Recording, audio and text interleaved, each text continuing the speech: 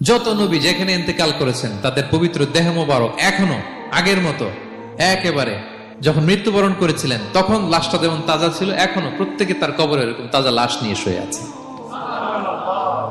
প্রত্যেক নবী কবরে জীবিত, বিষ্ণু ইসা ইসলাম ওনার কবরে জীবিত, বারজাকি জগতে জীবিত। আমরা যখন প্যারা নবীর উপর সালাম পৌঁছাই, দুরুদ পড়ি, একটা ফেরেশতা আছে এই দুরুদ গুলোকে নিয়ে বিষ্ণুনবীর কাছে পৌঁছায়।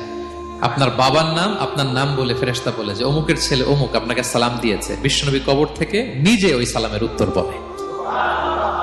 কারণ বিষ্ণু ইসা ইসলাম বারজাকের জগতে তিনি জীবিত। আরেক হাদিসে বিষ্ণু ইসা ইসলাম বলেন, আল আম্বিয়া ও আহিয়াউন ফি কুবুরিহিম ইউসাল্লুন, নবীরা তাদের কবরে জীবিত, সেখানে তারা সালাত আদায় করে।